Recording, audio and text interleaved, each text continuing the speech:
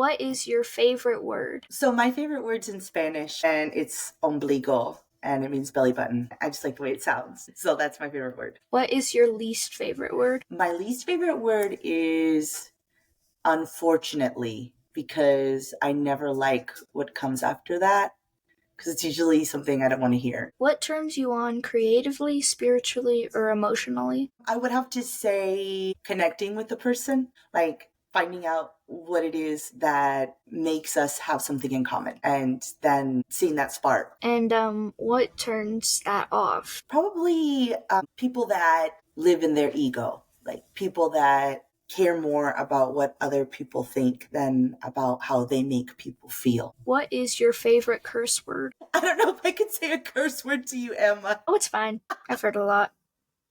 That would also be in Spanish, and it would probably be a huevo, which means basically, literally, it means by testicle. And it's kind of saying, like, no matter what, it's gonna get done. Like, no matter what, like, we're going a huevo. Like, whatever we have to do to make it happen, it's gonna happen. And I like that word because it means you're motivated. It's an interesting word. It's like 2 words. Yeah. What sound or noise do you love? I love the sound that a person makes when they're laughing really hard, like that. Like that one, because you know either the joke was good or something extremely funny just happened. So like the wheezy laugh, I love that. What sound or noise do you hate?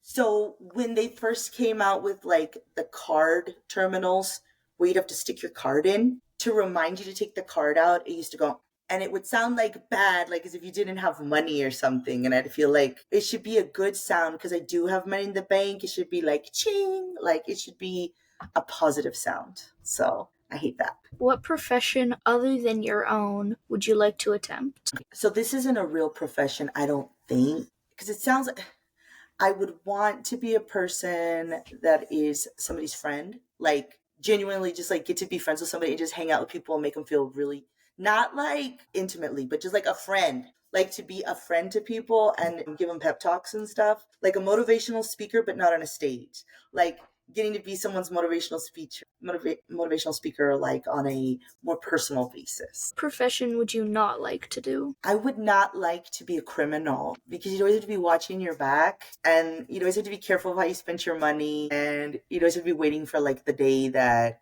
they bust in to get you. Either other bad guys or the cops. So that wouldn't be fun for me. This question is interesting. If heaven exists, what would you like to hear God say when you arrive at the pearly gates? Mission accomplished. That I fulfilled whatever I was put on earth and this realm to do.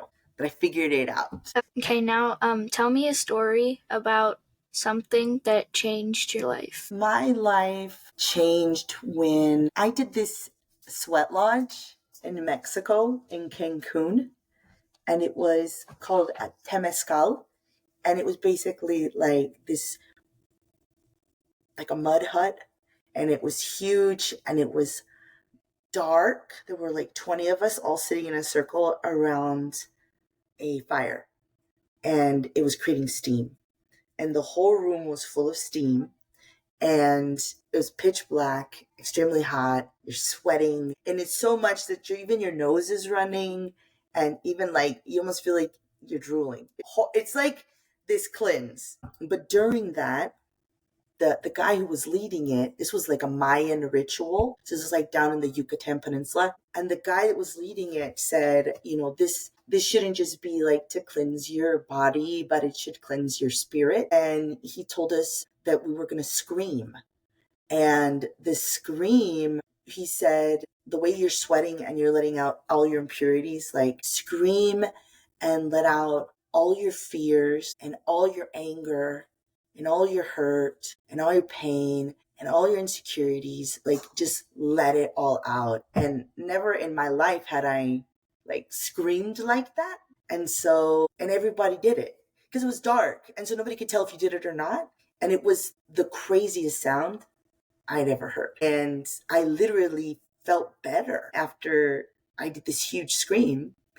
And I don't know, it was like a life-changing event for me because I was going through like this change in my life because I was divorced. I was getting divorced. I was asked for a divorce and I felt really hopeless and I felt really sad and I felt really hurt. but it was kind of like I got to release that. And in a room full of people that I didn't even know, and I didn't have to feel embarrassed or ashamed. And so now when I'm feeling really overwhelmed, I'll like drive out into the middle of nowhere and just sit in my car and scream, and it's fantastic. So that's it. Yeah, screaming's good. It's underrated. Well, thank you for doing the interview and answering the Sure. questions. For sure. I'm gonna summon my father real quick. Father!